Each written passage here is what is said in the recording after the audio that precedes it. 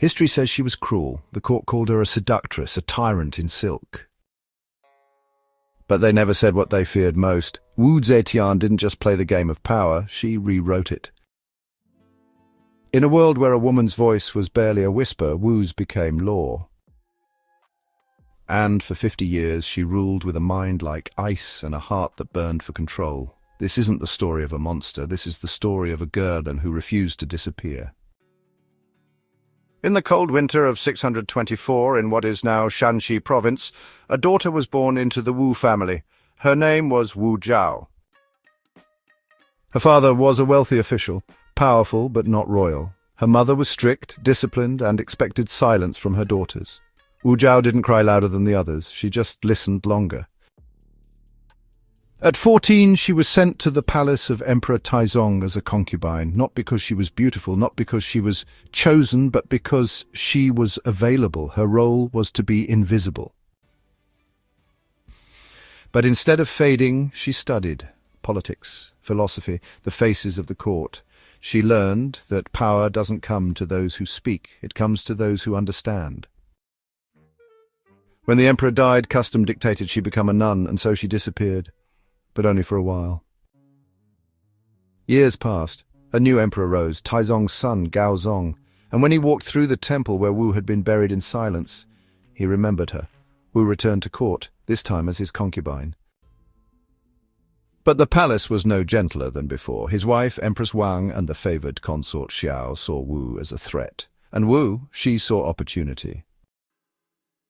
The stories say she killed her own infant daughter and framed Wang for the death. No one could prove it, but everyone remembered it. With whispers and accusations, she dismantled her rivals, one by one. By 655, Wu Zhao became Empress, and the girl they tried to erase now sat beside the emperor. As Empress, she didn't wait for orders.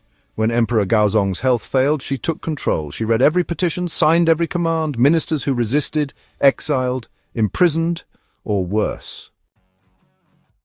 She created a secret police, eyes and ears in every corridor. Confessions were forced, torture was routine. She rewrote Buddhist texts to portray herself as a divine ruler.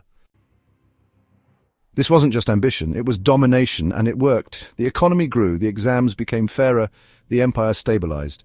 But beneath it all, the palace bled. In 690, Wu did the unthinkable. She declared herself emperor, not empress dowager, not regent emperor. She founded her own dynasty, the Zhou dynasty. The empire bowed. But this ascent was paved with calculated moves and ruthless decisions. After Emperor Gaozong's death, Wu's sons ascended the throne, only to be swiftly deposed by their mother when they showed signs of independence. Her eldest son, who supported her enemies, died under mysterious circumstances. Another son, Emperor Zhongzong, was deposed after just 6 weeks for attempting to assert his authority. Her youngest son, Emperor Ruizong, was a mere figurehead, confined and stripped of real power. Wu's sons were not heirs, they were pawns in her relentless quest for control. To eliminate opposition, Wu orchestrated purges against the Li imperial clan, forcing many to commit suicide and executing others on charges of treason. She established a formidable secret police force, employing torture and surveillance to root out dissent. Copper mailboxes were placed outside government buildings, inviting citizens to anonymously report subversive activities, reports she personally reviewed. Fear permeated the court, ensuring absolute loyalty. Yet under her rule the empire flourished. She promoted merit over aristocracy, expanded the civil service examination system, and elevated Buddhism, commissioning grand temples and statues. Wu's reign was a paradox, a time of cultural and economic prosperity shadowed by political repression. For 15 years she reigned with total control. She wasn't ruling for her family, she was ruling for herself. Time spares no one, not even emperors. In her final years, Wu grew paranoid, ministers plotted, concubines whispered.